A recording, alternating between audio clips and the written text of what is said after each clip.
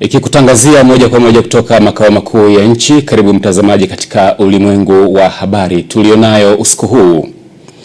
Waziri Mkuu Dr. Mwigulu Nchemba asema taifa linahitaji viongozi wa dini katika kuliendeleza. Katika habari za kimataifa, shambulio la droni la Urusi laua watu wawili nchini Ukraine. Na katika habari za michezo na burudani, Simba yaambulia sare na Mtibwa Sugar ligi kuu ya NBC.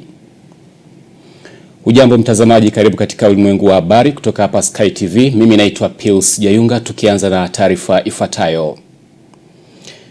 Waziri Mkuu Dr. Mwigulu Nchemba leo ameshiriki ibada ya Jumapili katika kanisa kuu Anglikana la Roho Mtakatifu Dodoma, na amesisitiza kwamba serikali itaendelea kushirikiana na viongozi wa dini kujenga taifa lenye hofu ya Mungu, upendo, haki na uwajibikaji.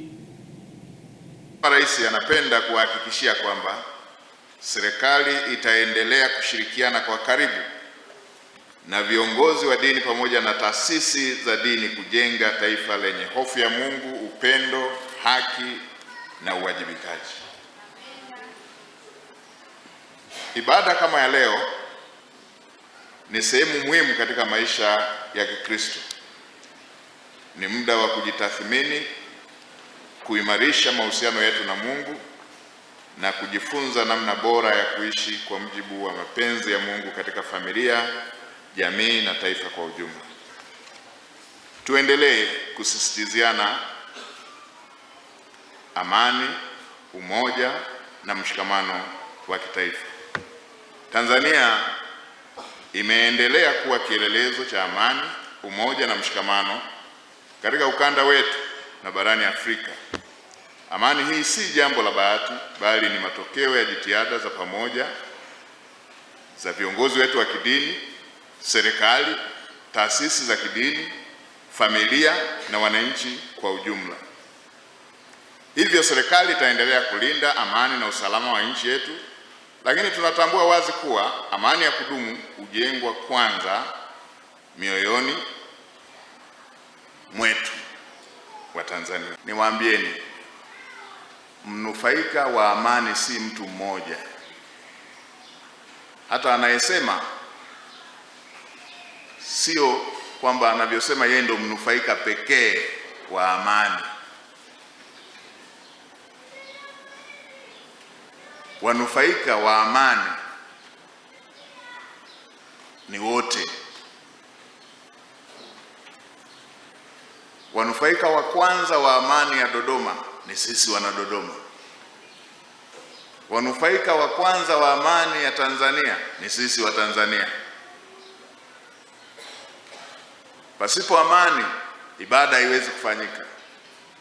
Pasipo amani, hata yule anayejipatia kipato kwa kuuza muhindi wa kuchoma barabarani hawezi kufanya shughuli hii. Tunataka nchi yetu iwe na amani ili kwamba mambo yote tuishi kama zamani. Sisi ni ndugu, tuishi kama zamani, tuishi kwa amani, uzalishaji ufanyike na kila kitu kiende vizuri. Kwa sisi hapa tumeshaongea sana na tumejipanga kwamba kwa upande wetu sisi hatutacheza na amani, kwa sababu tunajua ukicheza na amani sasa unatafuta makubwa zaidi. Kwa hiyo tuko pamoja na nini, tuko pamoja na serikali. Waziri wa Nchi, Ofisi ya Waziri Mkuu, Tawala za Mikoa na Serikali za Mitaa, TAMISEMI, Profesa Riziki Shemdoe amemwelekeza mkandarasi kukamilisha ujenzi wa jengo la ofisi ya mkuu wa mkoa wa Morogoro ifikapo Julai mwaka 2026. Profesa Shemdoe ametoa maelekezo hayo mjini Morogoro wakati wa ziara yake ya kikazi ya kukagua miradi ya maendeleo, ambapo amekagua mradi huo wa jengo la ofisi ya mkuu wa mkoa wa Morogoro ambao ulianza kutekelezwa rasmi Mei 27 mwaka 2022 na ulitakiwa kukamilika Mei 26 mwaka 2024. Hili jengo, Mheshimiwa Rais, mimi nilikuja hapa mwaka 2022 nikiwa katibu mkuu TAMISEMI, ndio linawekwa jiwe la msingi hapa, wanaanza hapa kuchimba msingi hapa, nina mpaka picha client wabane kama hana uwezo asabu hii kazi iishe. Pesa ipo, Rasi, pesa ipo. Mshauri wewe upo. Mkandarasi yupo. Hivi kama mkandarasi hawezi kazi, si atafutwe mtu mwingine wa kumalizia. Naomba nielekeze, mwezi wa 7 tuwe tumefanya nini? Tumemaliza hapa. Na msimuongezee extension nyingine. Ni kampuni ya serikali sawa, lakini hatuwezi kumwangalia hivi muda wote, si ndio? Mheshimiwa Rasi, mimi haya ndio maelekezo yangu hapa, na wala sitazunguka huko kutafuta. Nizunguke kutafuta nini sasa? Nikaone wanachokatakata huko saa hizi? Hapana. Mwezi wa 7 Mungu akitupa uhai nitakuja hapa. Nitakuja hapa kuona hii kazi imeisha. TBA, kazi yenu ninyi ni kumshauri client. Sasa mnataka na huyu mzee wa watu sasa ndio aanze kufikiria cha kufanya wakati ninyi tumewapa hii kazi.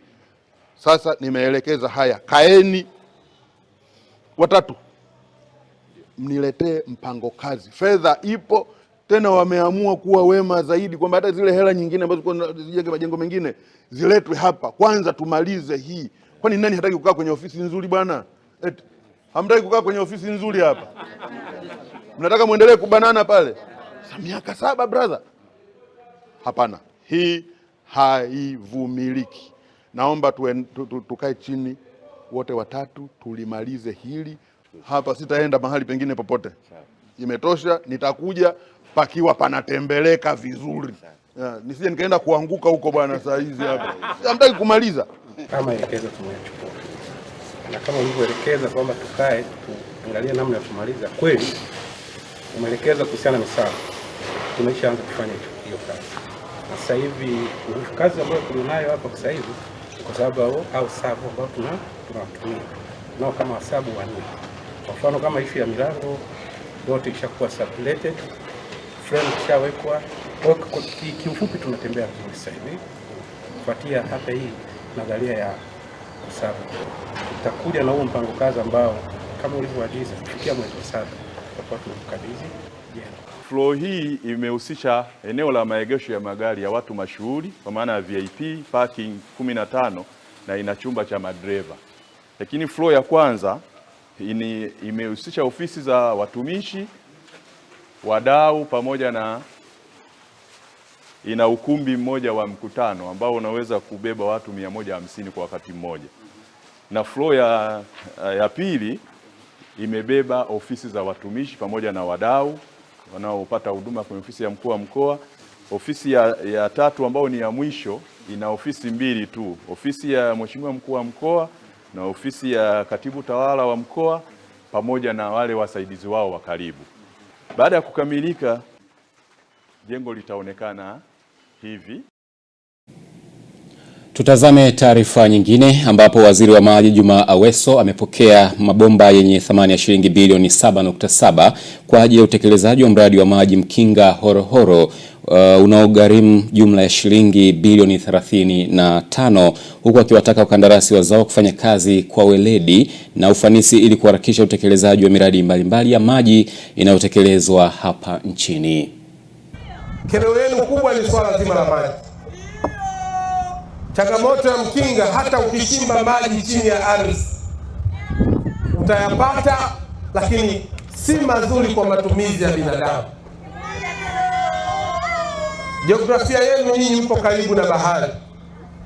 Utayapata maji, lakini maji yenye chumvi nyingi. Yapo baadhi ya maeneo ukichimba maji hupati kabisa.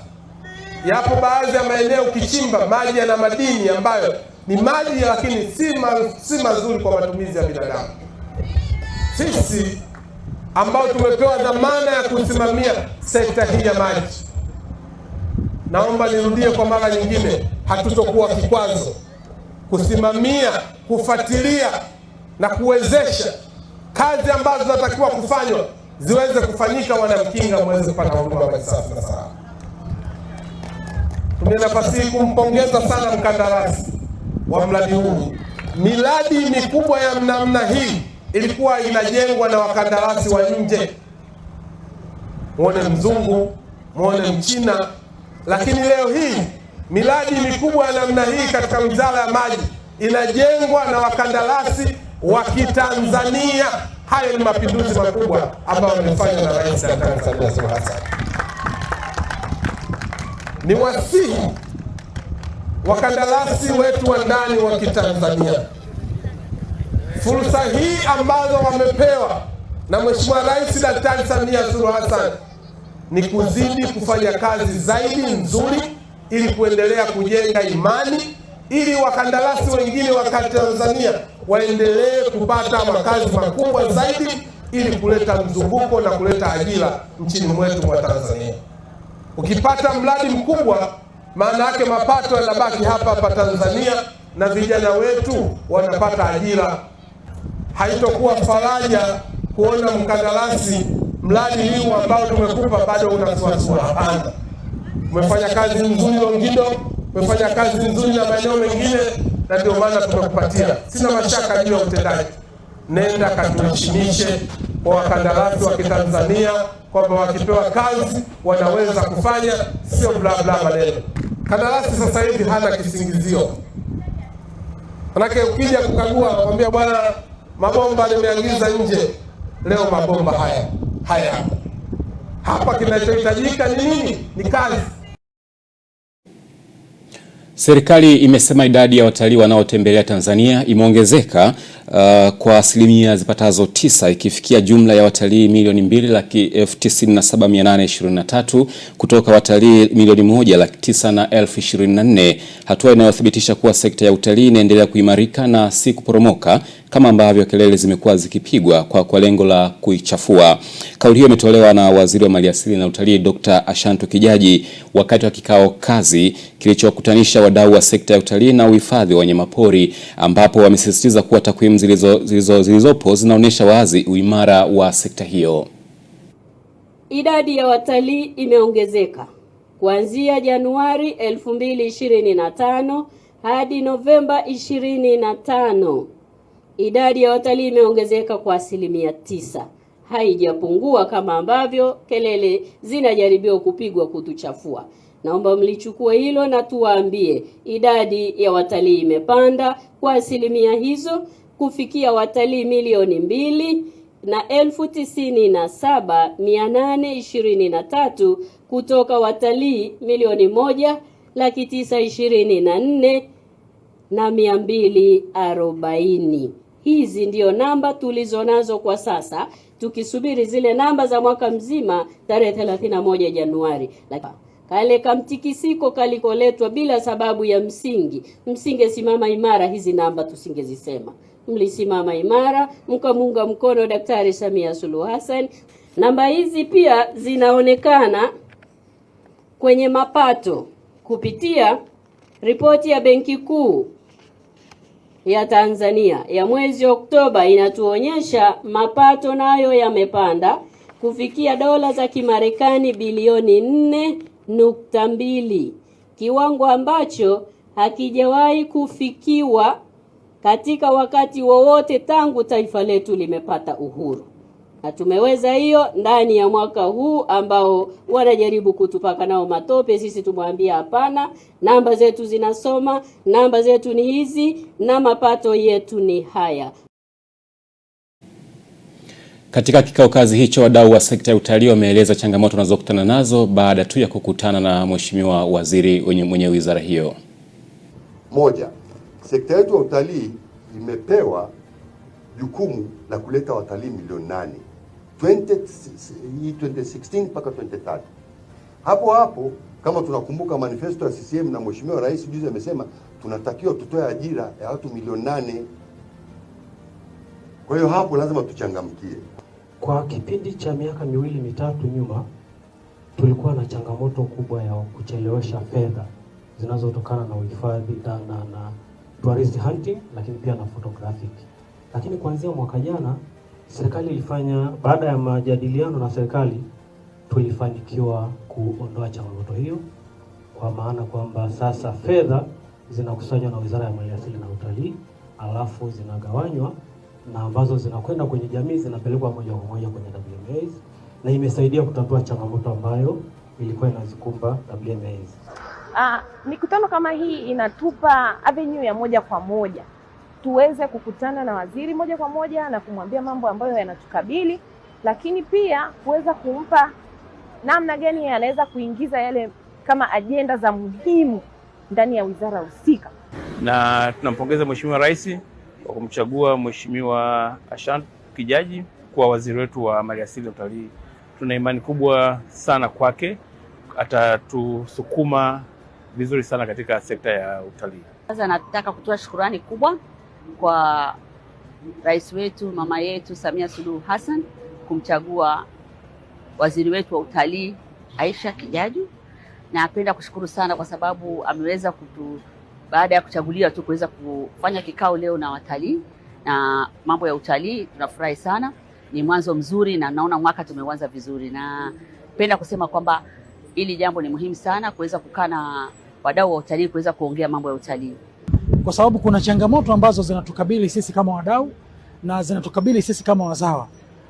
Kwa hiyo tumeziwasilisha kwa Mheshimiwa Waziri na tunaamini Mheshimiwa Waziri atazipatia ni ufumbuzi, na kadiri siku zitakavyokuwa zinakwenda na imani haya mambo yatakwenda kukaa sawa, kwa sababu lengo la serikali ni kukuza utalii, kufikia watalii milioni 8.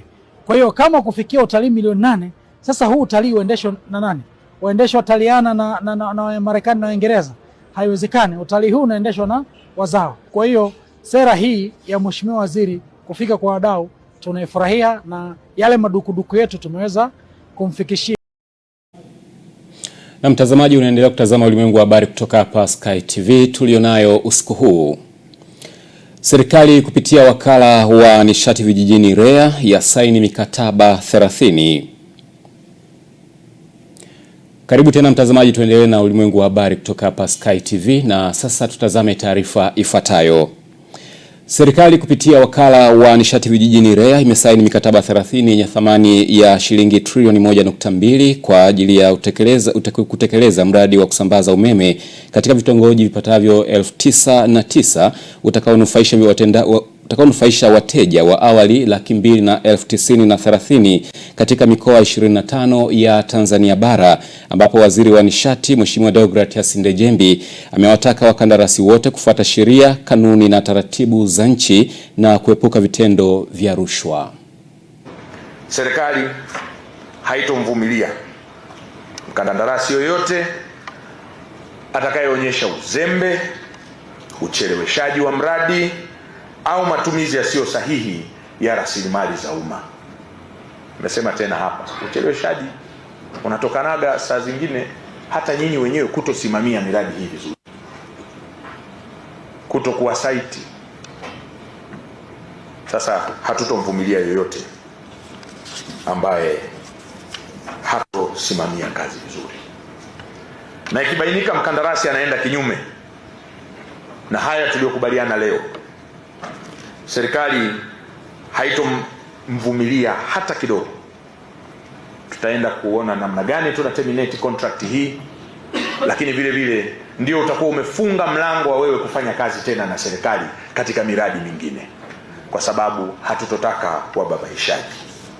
Na katika hili nimefurahishwa na jambo moja hapa, nilikuwa naona na katibu mkuu kwamba kuna wakandarasi wazawa ambao wameonyesha uwezo wa kukompiti na wao wamepata kazi. Nani watambue wakandarasi hawa, na tunatarajia kadri mnapopata uzoefu zaidi, basi ndivyo ambavyo ile aliyolizungumza mwakilishi wenu kupunguza ni competition, ni kama mkurugenzi mtendaji wa PPRA yuko pale, ni competition, lakini hizi zinawaongezea ujuzi na utaalamu wa kuweza kutekeleza miradi.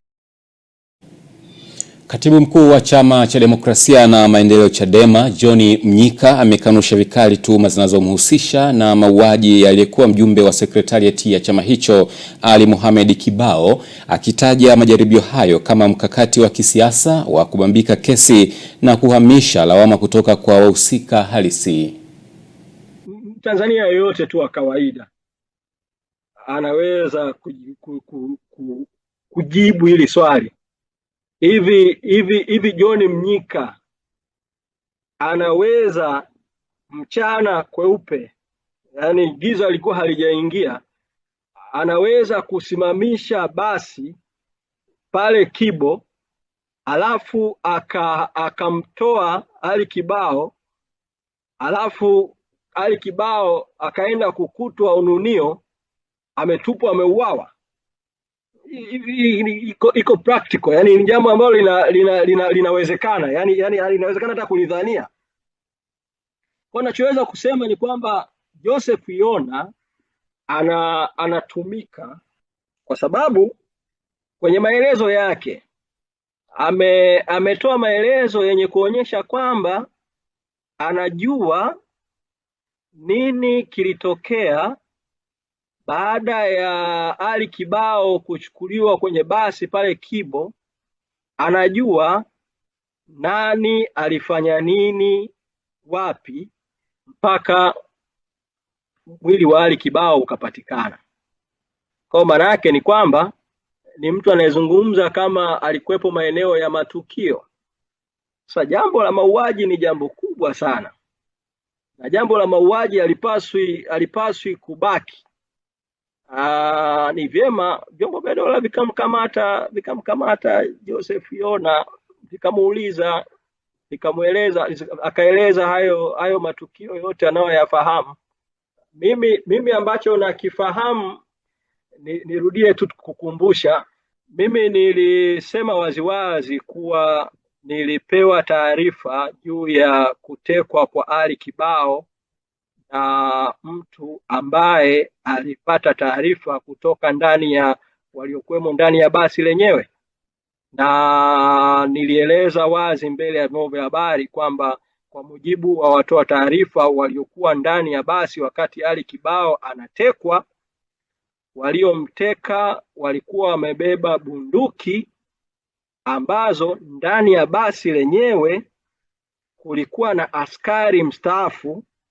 Kondakta na dereva walipotaka kuingilia kati kuhusu jambo hilo, aliwaambia msijaribu. Sasa haya ni maelezo.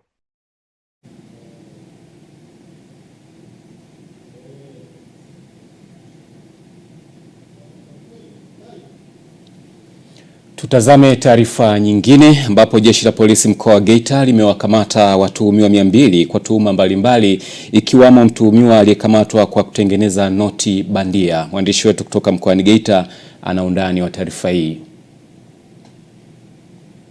Kamanda wa polisi mkoa wa Geita, kamishna msaidizi mwandamizi wa polisi Sakap Safia Jongo, ametoa taarifa ya kukamatwa kwa watuhumiwa hao wakati akizungumza na vyombo vya habari kueleza juu ya doria na operesheni mbalimbali zilizofanywa na jeshi hilo kuanzia Januari mwaka huu 2026. Kamanda Jongo amesema kufuatia operesheni hizo za jeshi la polisi, watuhumiwa 200 walikamatwa, akiwemo mtuhumiwa anayetengeneza noti bandia. Kuanzia Januari 2026, jumla ya watuhumiwa 200 wamekamatwa kwa tuhuma mbalimbali zikiwemo makosa ya kupatikana na noti bandia, mali za wizi, nyara za serikali, vifaa vya kupigia ramli chonganishi, lakini pia wahamiaji haramu ambao wameingia nchini bila kibali, pamoja na pombe haramu ya moshi. Katika operesheni hiyo ambayo siku ya tarehe 5 Januari 2026 majira ya saa 5 usiku, jeshi la polisi lilipokea taarifa kutoka kwa msiri kwamba maeneo ya Mwatulole, kata ya Buhalahala, manispaa ya Geita, kuna mtu ana noti bandia. Baada ya kupokea taarifa hizo, askari walifanya ufuatiliaji wa haraka na kuendesha msako wa kumkamata mtuhumiwa huyo. Katika msako huo, jeshi la polisi mkoa wa Geita lilifanikiwa kumkamata Lavio Edgar akiwa na gari ya aina ya Harrier rangi ya silver ambayo ni mali ya Adelina Mkina, mkazi wa Mwanza. Baada ya upekuzi katika gari hiyo, tulifanikiwa kukamata noti bandia zenye thamani ya milioni 1,931,000. Kamanda Jongo amewataka wananchi kuwa makini kufuatia tukio la mtuhumiwa kukamatwa na mtambo wa kutengeneza noti bandia. Kwa kuwa mtuhumiwa tuliyemkamata anayo mashine ambayo yeye mwenyewe alikuwa anatengeneza, hakuipeleka kwenye maduka ya fedha. Alikuwa anatafuta watu ambapo anakubaliana nao, ukiweza kuuza au kuzitumia hizo noti zikifika 100,000 basi unapata 10,000. Na kama unaona hao wote ambao tumewakamata nazo wamekubali kweli, walipewa na mtuhumiwa kwa makubaliano maalum, lakini wamezipeleka mahali ambapo kama kwenye mabaa ambapo usiku inakuwa ni ngumu kufuatilia na kujua kwamba hii ni noti bandia. Kwa hiyo wananchi wawe makini kwenye huu mzunguko wa kawaida ambapo ndio huko wanakozipeleka hizo noti bandia. Jeshi la polisi pamoja na kutoa tahadhari kwa wananchi limesisitiza kuwa makini pale mwananchi anapopokea pesa, hasa nyakati za usiku, kwa kuwa ni ngumu kutambua kama pesa iliyotolewa ni bandia. Michael Francis Bundala, Sky TV. Waziri wa Nchi Ofisi ya Rais, Menejimenti ya Utumishi wa Umma na Utawala Bora, Ridhiwani Kikwete ametoa wito kwa wasimamizi wa mfuko wa uwekezaji wa Faida Fund kujitangaza, kutoa elimu na kubuni njia bora zenye ushawishi ambazo zitawezesha mfuko kupata wawekezaji zaidi ambao watakuza mtaji wake. Tupate taarifa kamili.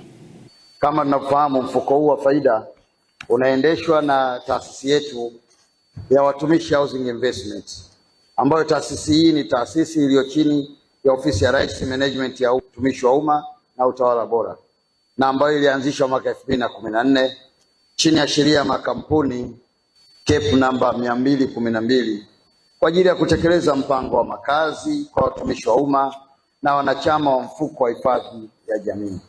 Sambamba na jukumu hilo, mfuko huu ulipewa jukumu la kuanzisha, kusimamia na kuhamasisha uwekezaji katika mfuko wa uwekezaji wa pamoja, yaani Faida Funds, ambao uwekezaji wake kwa asilimia kubwa ni wananchi wote wa Tanzania, makundi yote, taasisi na vikundi vyote.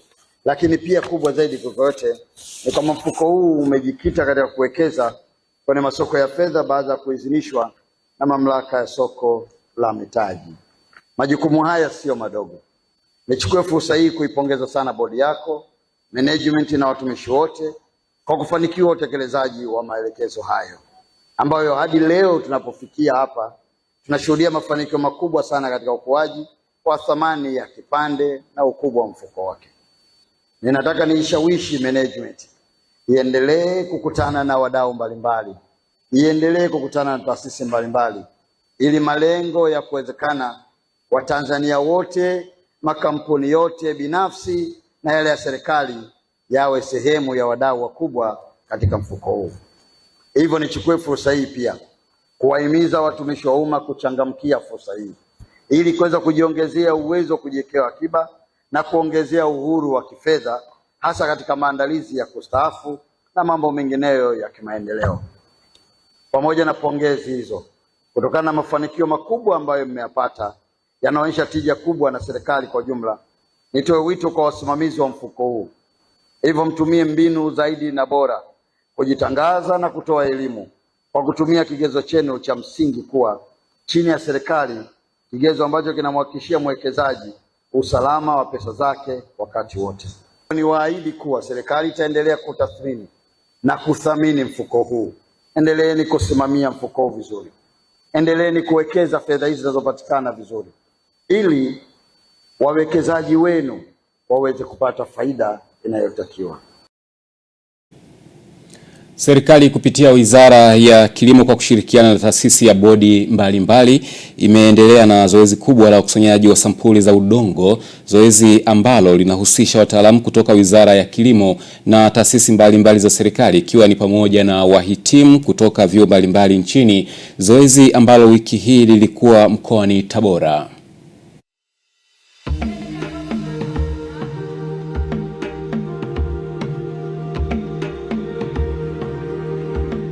Ndugu wananchi, upimaji wa afya ya udongo ni zoezi muhimu kwa wakulima wetu, kwani mwisho wa siku litatusaidia kuweza kujua ni aina gani ya mazao yapandwe katika eneo fulani la halmashauri yetu, lakini pia litatusaidia kuweza kujua ni aina gani ya mbolea tunaweza kutumia katika maeneo yetu. Ndugu wananchi, zoezi hili limegharimiwa na serikali ya Jamhuri ya Muungano wa Tanzania. Hivyo basi hakuna mwananchi atakayelipia kwa zoezi hili wakati wote likiwa linafanyika katika maeneo yetu. Ndugu wananchi, wataalamu hawa watakapofika katika maeneo yetu kwa kushirikiana na maafisa watendaji wetu wa kata, lakini pia kwa kushirikiana na maafisa kilimo katika kata zetu, tunachopaswa kufanya ni kuwapa ushirikiano wakati wote wakiwa wanatekeleza majukumu yao. Timu itakuwepo mkoani Tabora kwa siku ambazo hazitapungua 20 mpaka 25 kwa ajili ya kuhakikisha afya ya udongo inapimwa, wakulima wanapata ushauri na mwishoni kuweza kutengeneza ramani za udongo ambazo zitakuwa kwenye fomu ya kidigiti ambazo zitaweza kutumika kwa ajili ya matumizi mbalimbali. Tutazame taarifa nyingine. Mwenyekiti wa halmashauri ya mji wa Bunda amekabidhi mashine ya photocopy na kompyuta moja kwa mkuu wa shule ya sekondari Sizaki kutoka kwa mdau wa maendeleo. Akikabidhi vifaa hivyo, Mheshimiwa Minza Shani amewaasa wanafunzi hao kuvitunza kwa kuwa uangalifu ni muhimu ili viweze kudumu. Nichukue nafasi hii kumshukuru sana mdau wa maendeleo ya elimu kutoka kata ya Mcharo kwa kutuwezesha kutupatia photocopy mashine. Photocopy mashine hii itawasaidia wanafunzi wa Sizaki sekondari wanaotoka kata ya Mcharo kutatua changamoto zao. Tunawashukuru sana.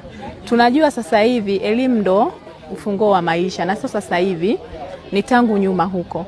Kwa hiyo changamoto zokuwa zikiwakabili wanafunzi wetu leo Mcharo kwa sababu ya hawafanyi mitihani kwa wakati, hawafanyi testi, hawafanyi nini, wanaenda mjini, watoke huko, lakini vitu hivyo sasa vitakuwa vinapatikana hapa shuleni.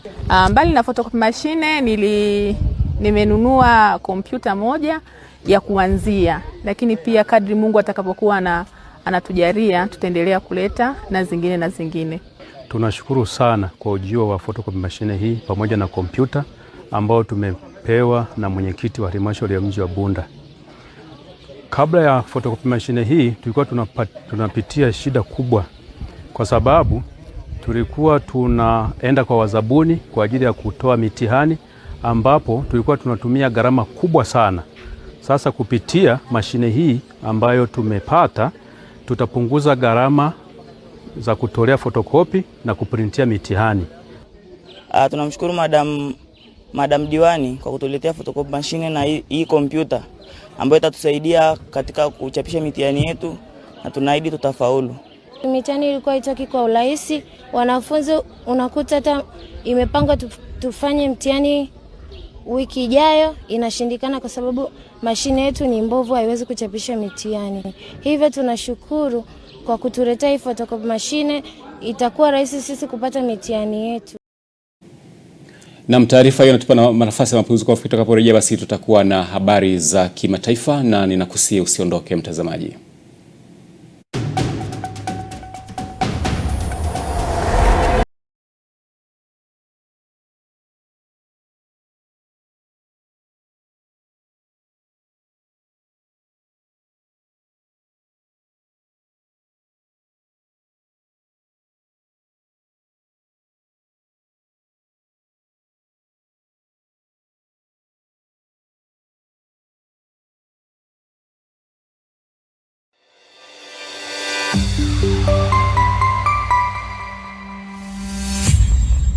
Sky TV. Habari, jina langu ni Sarah kutoka ya ZIC. Kazi yangu ni kukuongoza katika kufanya maamuzi sahihi ya kujikinga wewe na mali yako dhidi ya majanga yasiyotarajiwa kwa kupata bima kutoka ZIC. Je, unaifahamu ZIC? ZIC ni shirika la bima lililoanzishwa mwaka 1969 kutoa huduma za bima kwa wananchi, taasisi za umma na binafsi kwa lengo la kulinda uchumi wa watu binafsi na nchi yetu kwa ujumla. Lengo letu ni kuwa kampuni ya bima inayoaminika na wateja na kutambulika kote Afrika Mashariki. Dhamira yetu ni kulinda na kuwawezesha wateja wetu kwa kuwapa huduma bora na za kuaminika. Baada ya utangulizi wangu, je, ungependa kujua kuhusu huduma zetu? ZIC tunatoa huduma za bima za mali na ajali, na kati ya hizi ni bima ya magari, bima ya wizi, bima ya moto, bima ya mizigo. Je, unazijua branchi zetu? Kuhakikisha tunawafikia wateja wetu nchi nzima, tunatoa huduma zetu kupitia ofisi zetu kuu zilizopo mtaa wa Mpirani pamoja na matawi yetu yafuatayo: Amani, Marhubi, Chake Chake, Dar es Salaam, Dodoma, Mwanza, Kahama, Arusha, Tanga, Mbeya na Mtwara. Unajua ni njia gani tunazotumia kuwapa wateja wetu huduma? Tunatoa huduma kupitia ofisi zetu, kupitia mawakala na madalali wa bima waliosajiliwa na Mamlaka ya Bima Tanzania, kupitia mawakala wa bank assurance na pia kupitia mitandao ya simu kupitia Voda Bima na Mix by Yas. Karibu ufurahie huduma zetu kwa masaa 24. Tunakujali.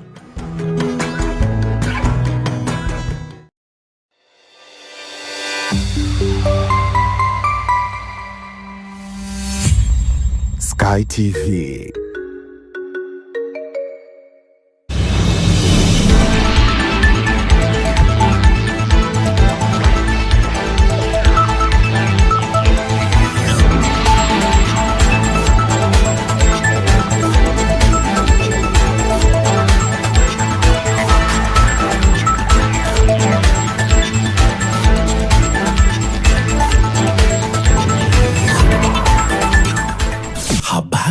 Sky TV inakukaribisha mfanyabiashara, mjasiriamali, taasisi na mashirika mbalimbali kutangaza biashara yako kwa gharama nafuu. Sky TV itafurahi kuwa sehemu ya kufanikisha ndoto yako ya kukua kibiashara. Karibu utangaze nasi ili kuwafikia wateja wengi kutoka maeneo mbalimbali ndani na nje ya nchi. Kwa maelezo zaidi, wasiliana na mkuu wa kitengo cha masoko kupitia simu namba 0673 33 61 99 au 0794 96 33 36. Wakati wa kukua kibiashara, taasisi au shirika lako ni sasa. Changamkia fursa hii.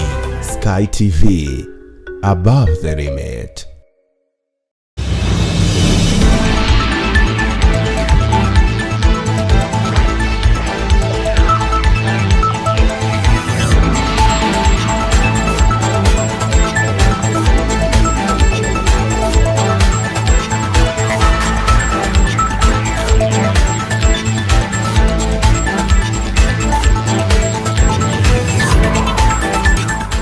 Habari za kimataifa. Karibu tena mtazamaji, tuendelee na ulimwengu wa habari kutoka hapa Sky TV, na sasa tuendelee katika habari za kimataifa. Rais wa Uganda Yoweri Museveni ameshinda muhula wa 7 madarakani kwa 71.66% kulingana na matokeo rasmi yaliyotolewa leo. Rais wa Uganda Yoweri Museveni ameshinda muhula wa 7 madarakani kwa kupata 71.66%, na hii kutokana na matokeo rasmi yaliyotangazwa.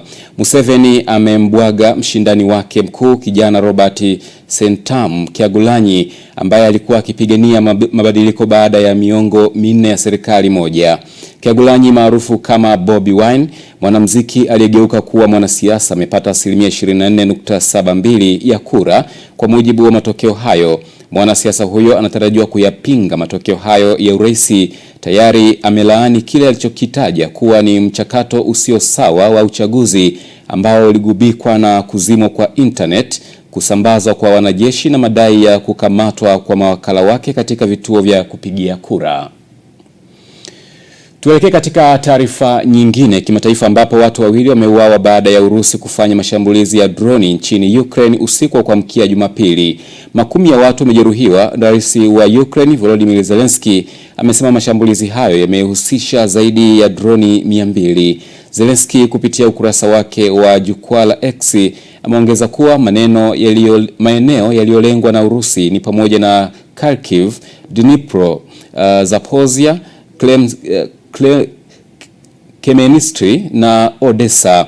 Wakati huo gavana wa eneo la Zaporizhia la Ukraine linalodhibitiwa na Urusi kwa 75%, Yevgeny Baltitsky amesema zaidi ya watu 200,000 hawana umeme baada ya mashambulizi ya droni yaliyofanywa na Ukraine.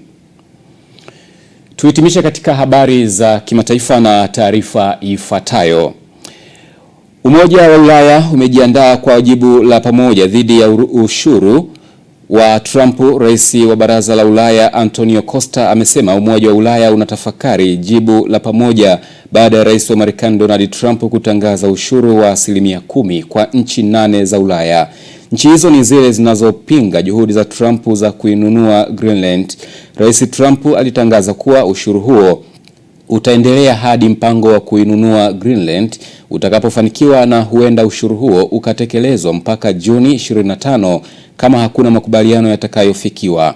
Wakati huo kiongozi wa walio wachache wa chama cha Democratic katika baraza la Senate la Marekani Chuck Schumer ameahidi kufanya juhudi za kuzuia ushuru aliotishia kuweka Rais Trump dhidi ya washirika wa Ulaya kutokana na mzozo wa Greenland. Na mtazamaji, huo ndio mwisho wa habari za kimataifa ndani ya Ulimwengu wa Habari. Tutakaporejea muda mfupi kuanzia sasa, tutakuwa na habari za michezo na burudani. Bado nakusihi usiondoke.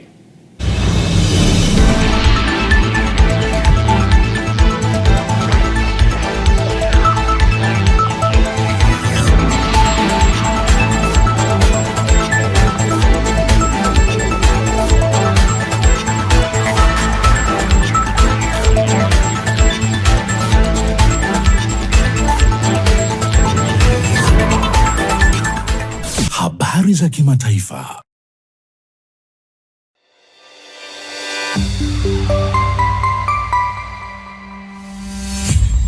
Sky TV.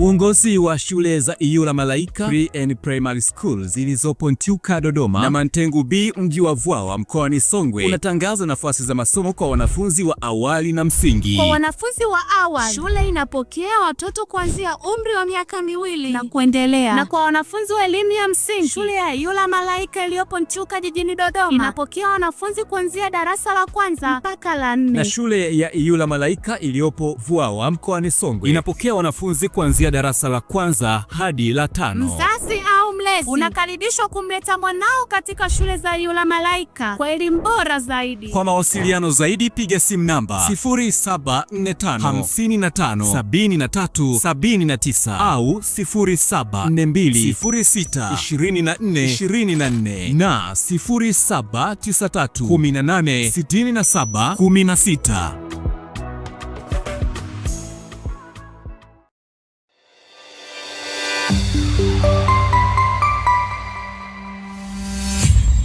Sky TV.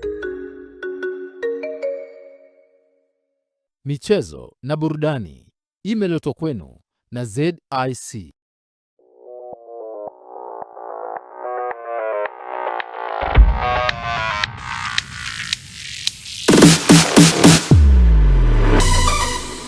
Habari za michezo na burudani. Hali gani mtazamaji wa Ulimwengu wa Habari, karibu katika habari za michezo na burudani. Mimi ni Johannes Michael. Na moja kwa moja tunaanzia hapa nyumbani ambapo ligi kuu soka Tanzania bara itaendelea kutumua vumbi kwa siku ya kesho, ambapo kikosi cha Mashujaa FC watamenyana dhidi ya timu ya Young Africans katika dimba la KMC Complex, ambapo mchezo huo unategemea kuwa ni mchezo wa kiushindani zaidi kutokana na timu zote mbili kuweza kufanya vizuri. Kocha mkuu wa Young Africans Pedro Gonzalez amesema wanafahamu kuwa mechi dhidi ya Mashujaa ni mechi ngumu na wapo tayari kwa ajili ya kujipanga na kupambana, huku kwa kocha mkuu wa kikosi cha timu ya taifa timu ya Mashujaa Salum Mayanga yakisema kwamba wamejipanga vizuri kumkabili Young Africans. Face it in the past. It's a kind of way to play. The most part of the teams play against us. So we must to be prepared. We need to be able for that challenge. Also, Mashujaa, even in the attacking the different style, yes, they are strong in transitions, but they have a different style if we don't press. So I guess we are prepared for facing that challenge. We must be very focused in our functions. I think the players now are more inside the ideas, but any match is a challenge, different situations. So yes, for sure will be a very, very tough match, but we need so much that win, and with a performance, a good performance, to put more fluid our process. So that's what I expect, and I guess the players thinking like me, and let's do it. Mimi nikiwa mmoja wa wachezaji ambao nimeingia kwenye kikosi kikubwa, ni kwamba timu kama Yanga nahisi ni timu ambayo ina ushindani siku zote. Kwa kuongezeka kwa wachezaji waliokuja na wachezaji wa zamani, nahisi ni chachu na ushindani siku zote upo kwenye timu, na kikubwa ndo kariba ya timu kubwa watu kushindana kwenye timu. So ushindani kikubwa tunajua tunacheza na timu ya aina gani. Tunacheza na timu yenye ubora karibu kila eneo lao. Kwa upande wetu tumeona ubora wao na tumeweza kufanyia kazi ili tusipeze kupata madhara makubwa kutoka kwao, lakini pia na ubora walionao kuna maeneo na sisi tunaweza tukatumia tukaona namna gani tunaweza tukapata matokeo mazuri. Kikubwa tumejiandaa kucheza na Yanga tukijua ubora wao, na kwa upande wetu tutacheza kadri tulivyojiandaa na imani tutacheza kwa ushindani na haitakuwa rahisi na kuona tunapata matokeo. Katika kitu ambacho tunaweza kujipongeza katika timu yetu, moja kabisa katika nafasi ya ulinzi. Ni kitu ambacho yani tunakimudu, mengine ni mchezo tu ambao utatokea siku ya kesho, lakini ni kitu ambacho tunakimudu. Lakini kwa kesho pia mwalimu nimeona anaweza kukomaa na nafasi ya ushambuliaji katika hii wiki nzima, nafasi ya umaliziaji, na ana imani kesho watakifanyia kazi kile ambacho mwalimu anaweza kukisisitiza kila siku mazoezi. Na kunako taarifa nyingine ni kuhusiana na ligi kuu soka Tanzania bara imeendelea kutimua vumbi kwa siku ya leo, ambapo majira saa 10 kamili kuna mchezo mmoja ambao uko unakutanisha klabu ya Simba dhidi ya klabu ya Mtibwa Sugar kutokea pale mkoani Morogoro, na mchezo huo kutamatika kwa idadi ya bao 1-1, huku Simba wakiambulia sare katika mchezo huo ambao walikuwa katika dimba la Meja Jenerali Samuyo, na Simba akiwa nyumbani na kikosi cha Mtibwa Sugar kikiwa ugenini.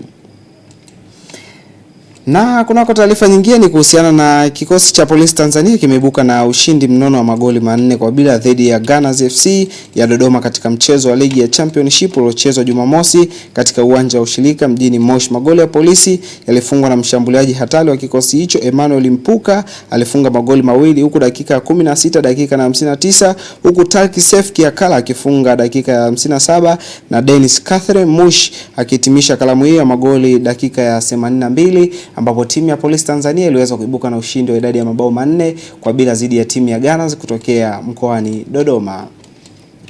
Na moja kwa moja ninakuwa pipa hadi kimataifa, ambapo mwamuzi kutokea DR Congo Jean Jacques Ndara ameteuliwa kuwa mwamuzi wa finali ya kombe la mataifa ya AFCON mwaka 2025 kati ya Senegal pamoja na Morocco. Awali mwamuzi wa Congo alichezesha mechi ya ufunguzi kati ya Morocco dhidi ya Komoro. Waamuzi wasaidizi watakuwa ni Jean Ngaili na Mwanya Mbilizi, huku VAR ikiamuliwa na Pierre Giaslani. Senegal na Morocco ziliingia finali zikiwa na malengo tofauti lakini zikiwa na dhamira sawa, huku Simba wa Teranga wakiwinda taji lao lingine la Afrika, huku Morocco nao wakitaka kuweka rekodi ya kitofauti zaidi katika michuano ya AFCON mwaka 2025, kwani michuano inafanyikia pale nchini Morocco na wao wanatamani kuweza kutoa ubingwa wa michuano ya AFCON mwaka 2025.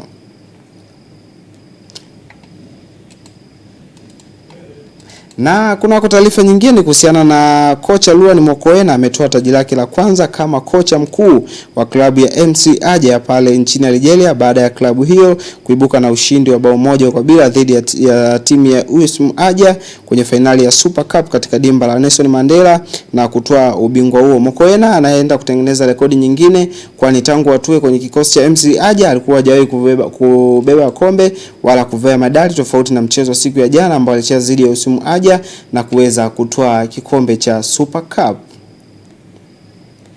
Na mtazamaji wa Ulimwengu wa Habari, na ndo mwisho wa habari za michezo na burudani, lakini tukumbuke kwamba kwa siku ya leo michuano ya AFCON mwaka 2025 inaenda kuhitimishwa rasmi kwa mchezo wa finali Senegal dhidi ya Morocco, lakini kijiti kinapokelewa na Mheshimiwa Paul Makonda ambaye ni waziri wa habari, utamaduni, sanaa na michezo, kwani mwaka 2027 michuano tunayo sisi Tanzania, Kenya pamoja na Uganda.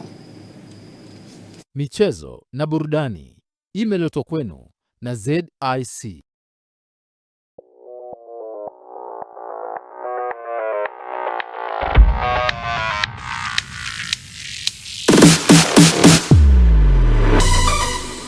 Habari za michezo na burudani.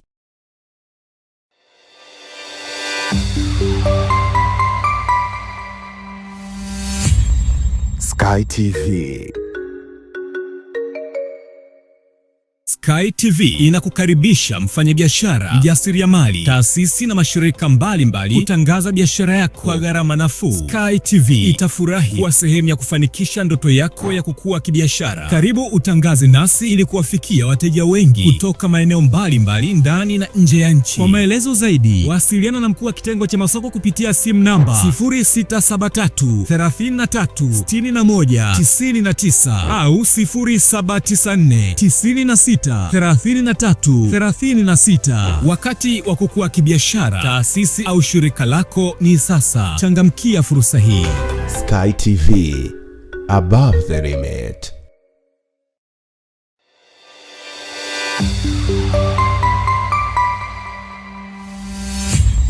Sky TV.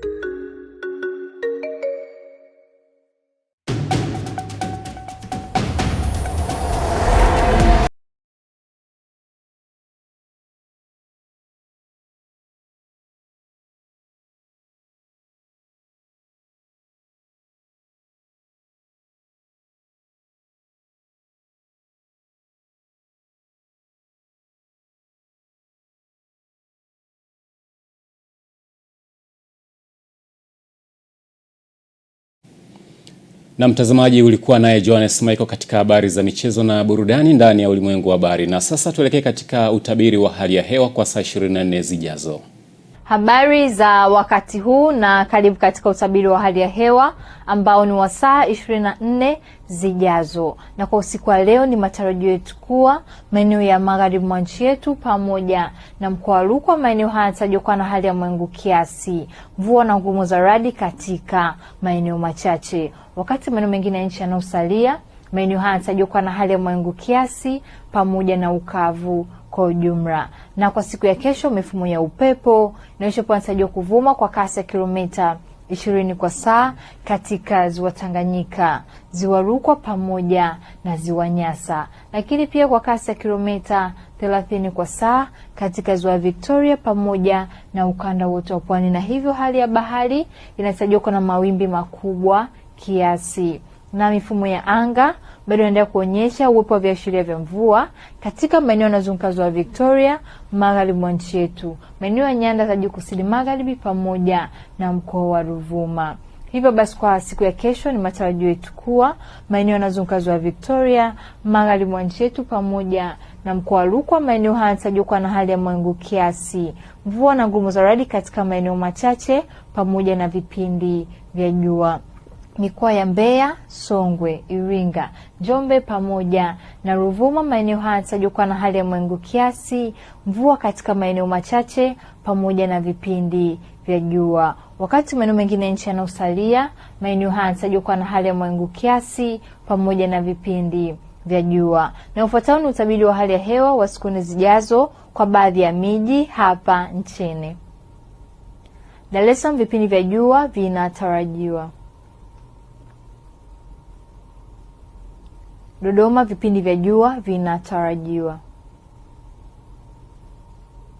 Mwanza, vipindi vya mvua na ngurumo pamoja na vipindi vya jua vinatarajiwa. Kilimanjaro, vipindi vya jua vinatarajiwa. Mbeya, vipindi vya mvua na ngurumo vinatarajiwa. Morogoro, vipindi vya jua vinatarajiwa.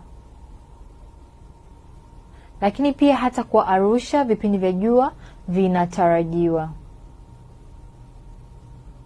Na kutoka Mamlaka ya Hali ya Hewa Tanzania hatuna la ziada. Ulikuwa nami Rebecca William, tukutane hapo kesho muda wakati kama huo.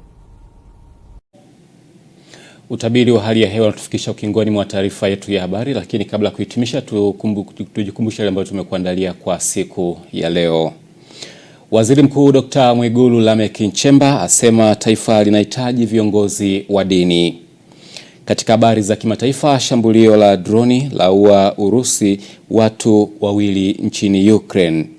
Na katika michezo, Simba yaambulia sare na Mtibwa Sugar katika ligi kuu Tanzania bara. Mtazamaji, tunafika mwisho wa ulimwengu wa habari kwa siku ya leo. Nikushukuru sana kwa kufuatilia kutoka mwanzo mpaka hivi sasa, lakini pia endelea kuitazama Sky TV kwa vipindi ambavyo vinafuata. Usiache pia kutembelea katika mitandao yetu ya kijamii kwa jina moja tu la Sky International TV. Naitwa Pius Jayunga, uwe na usiku mwema.